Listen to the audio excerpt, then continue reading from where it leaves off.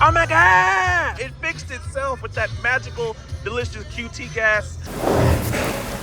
Welcome back. No, your eyes are not deceiving you. It is DOS dedicated once again in front of the camera, an actual video just for proof. It is August 22nd, 2025 right there, if you could see. So there's a lot to cover, but we'll start with something simple. It's been a while, it's been about 5 months. What is going on and what I still have as far as the roster of cars. So yes, I still have my 2004 Buick LeSabre. That car is flawless, no problems at all. That thing is running smooth, even at 106,000 miles at this point. So that's like what, almost 8,000 miles on it in 5 months. That's a lot. And I also still have my F-150. It's running smoothly and flawlessly. No problems with that at all whatsoever since I've had the thing. And then of course, my beloved very first car. In about a month or so, it'll be exactly 10 years to the date since I've had my 2004 Ford Ranger. Now, that is the vehicle that we are going to cover mostly in this video, because as you know, it sits a lot. So there are a few little problems and glitches and bugs that go on with early 2000s Ford vehicles if you let them sit a lot, which is why I have most of the ingredients right over here.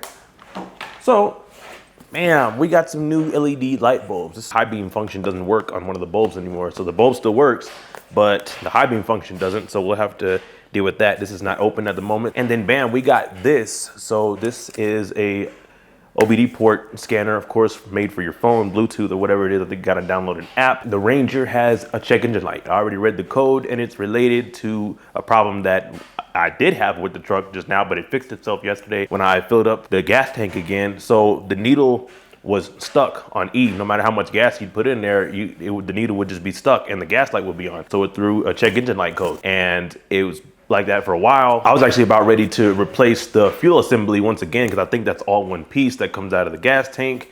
Either you go from the bottom, drop the tank, you take off the drive shaft to create more room, or you can go from the top, take off the whole bed of the truck, and then bam. But anyways, the Ranger has been having a fuel level reading problem similar to the F-150, except the F-150 has never quit. It just kind of, if you let the F-150's tank get under like a quarter, it'll take, if you fill it all the way up, it'll take a while for that needle to rise up. You got to go to your next destination for the needle to rise all the way up. If you've seen that video, my previous video where I recently migrated from the south to the north for career reasons, I brought the truck along with me, but I had to replace the fuel assembly, that whole thing first before I left. And so therefore that the current fuel assembly in that truck right now doesn't even have like 1,200 miles on it. So I was like, wow, cheap.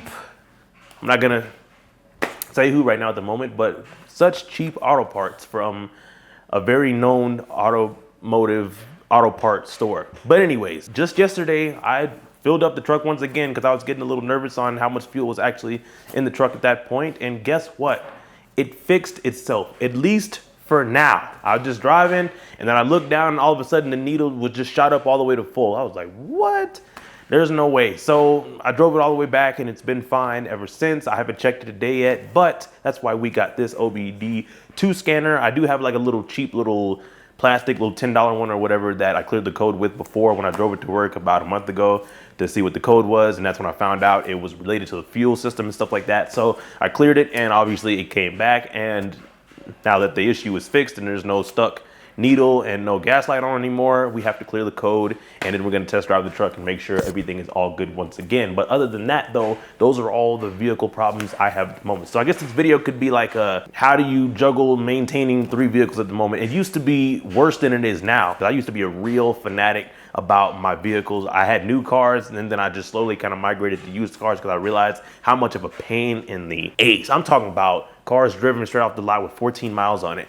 And it was such a pain dealing with those cars, you know, keeping them all pristine and waxing them and polishing them every single time you wash them. You know, just use the finest, you know, microfiber mitts and towels and all that stuff to keep the paint all nice and whatnot. And, you know, somewhere moving up north to where it's one of the dirtiest cities in the country, that would definitely drive me crazy. So now I only stick with one vehicle that I'm babying, and the other 2 serve as a purpose. I'm actually using my vehicles now. Nice, there'll be nice cars like my Buick, but I'm gonna use it. I'm gonna use it and drive it into the dirt. The F-150, it's a little, you know, it's a little bit more rugged, got some faded here and there, some dings and dents, but that's all pre-assembled from the factory, so I don't have to worry about it. No more fanaticking unless it's about the Ranger. So these are for the Buick. Now, I know I said the Buick is flawless, but one of the filaments in the bulbs for the bottom turn signal is out.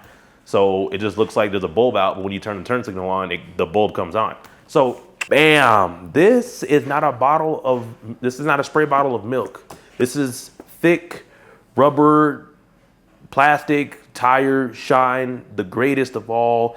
I think it's MPV or something like that from Chemical Guys.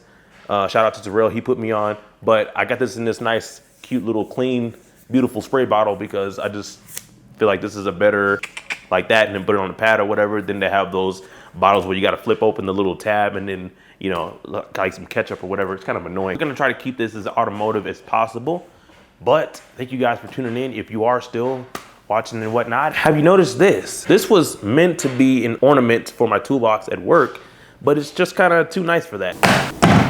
All right, let's go ahead and connect this unopened Bluetooth OBD2 scanner. It's a nice little unboxing, might as well be. So I think I got this from Amazon. Here's what it looks like right here in person. Bam, there you go. And I just wanted one that connected to the phone and did a little bit more than just your regular little tiny plastic one. And obviously I'm not gonna get one of those $4,000 scanners because that's ridiculous. Try not to be sloppy with this one. Bam, it already looks pretty damn nice. Oh, and you gotta charge it. Nice. It's a USB-C port. Let's see if it needs to be charged real quick. Oh, yep. All right. So that was a quick little unboxing. We're going to let it charge for however long. Maybe not full, but I'll probably give it like 15, 20 minutes and then we'll come back and continue this unboxing. We're going to go ahead and install the app. Either you can use this QR code right here or you could just literally type it in. I see the name right here on the instructions. Bam, right here, using iPhone. All right, that should be it. Ah, I got it, first try, yep. Okay, I think it's this one because it says for iOS. Cool, nice. Somebody's fat ass got the garbage disposal on some shit up above me. The way that you was watching me. All right, so we just created an account, of course, because you gotta create an account for everything nowadays for some stupid ass reason. But we're gonna go ahead and pick car right here. Now it's giving us the tutorial. So we're gonna go to the garage and finish this process, this setup process. You can see the thing is still charging right here with the red light is what I'm looking at. And it's still not done somehow. But we're gonna go downstairs and finish this up. All right, there she is. So let's plug this into the port down here. All right, so now start vehicle engine. Let's see.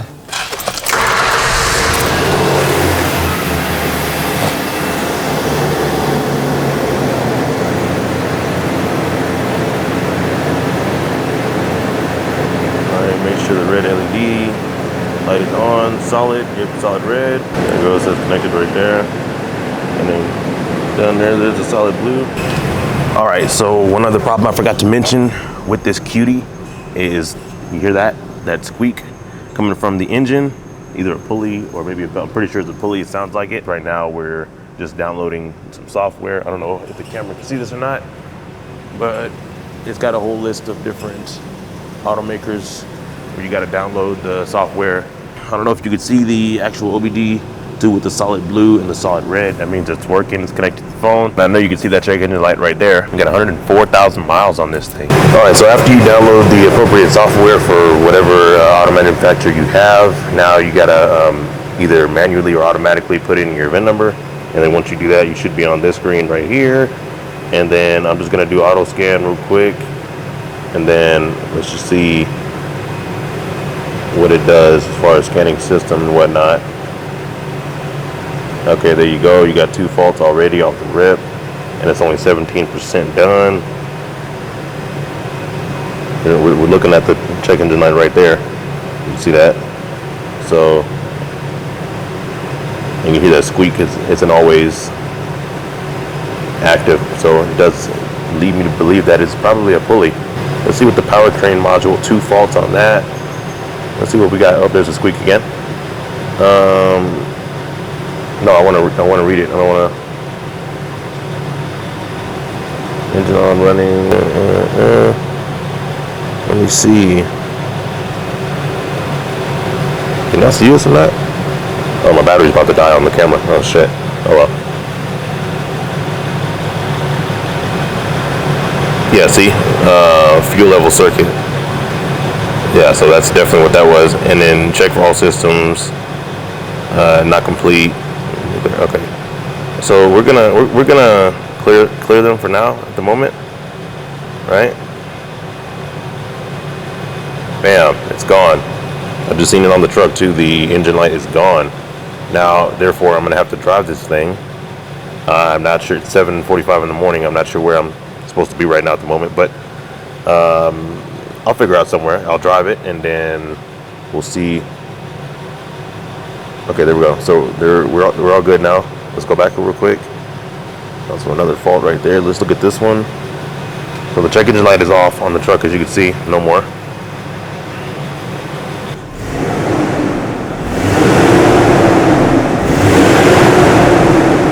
Once you're on the home screen of the app like this, and I'm just gonna go to diagnostics, and then I downloaded what I needed, which was Ford, right there. Right, this is what you got, all this selection of different auto manufacturers and whatnot, Europe, all that stuff, Asia, Chinese, North America, and then you just download whatever you need, and then from there you just go straight to this while the OBD2 scanner is plugged into the vehicle. And then you enter your VIN, and it should be good to go. I don't know why I have to enter mine again. That's kind of annoying. But you can do it manually or automatically. Put some stuff away real quick, and then I'm gonna go drive it real quick, and we'll bring it back. All right. Damn. All right. Damn, that sounded terrible. Whatever that was. Okay. Let's go ahead and go for that test drive real quick. Just so you know, I'm not a capper. I didn't even bring the OBD2 scanner with me. And also, just so how you know, we're gonna go ahead and set this trip meter. Bam, just like that. So now we're gonna, like I said, I'm gonna pick up my extension cord that I forgot for future videos and shit that I need. And bam, so here we go. So we're starting off with 0. It's only 1 trip meter? Damn, that's tough. I forgot about that. And 104,000 miles. Let's go.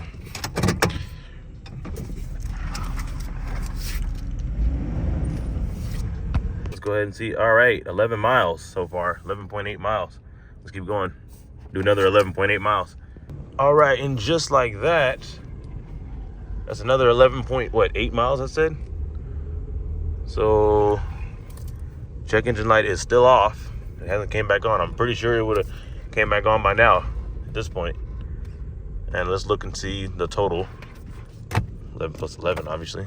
23.6 miles. In total. I can't believe there's only 1 trip meter on this thing. That's crazy. Forgot about that. Hold on, let me just back up real quick. That's how we used to do it back in the day. No backup camera, nothing like that. You just kind of got a feel for like whatever you're backing up to. Hold on real quick. Yep. Yep, just like that. Let me look for that right there. Yeah. Oh, I keep forgetting there's a big ass 3-ton jack back there in the low profile in the back. That's what you hear on that clonking around and whatnot. It's not really clonking. It's in place, but still I'll be forgetting. All right, let me just make sure real quick. Freezing cold AC. All right. Oh, not even close. Look at that right there. Got the covers on the headlights and whatnot. Oh, and the bulbs as well too. But that pretty much solves that check engine light problem with the fuel assembly. Thought it was going to be an actual how-to video because I was really about to get into a deep situation when removing this bed. Seems like everything is fine now. They're working all nice and fine except for that squeak. I know you can hear that. But that'll be for another video. Seems like everything is working fine now, thankfully, but obviously we still have some couple of repairs here and there to do. The bulbs, that squeak that you're hearing right now. And yeah, this truck just sits a lot, man. There's really no other excuse. You know, I don't really blame it. But early 2000s Fords, you gotta let them run every now and then, you know, otherwise they'll be giving you problems like these little situations. But I guess I hope you guys enjoyed this video. Stay tuned because we got plenty more to go, and just back with the just regular uploads, hopefully, if I have something to actually upload about like a situation like this. But that's it.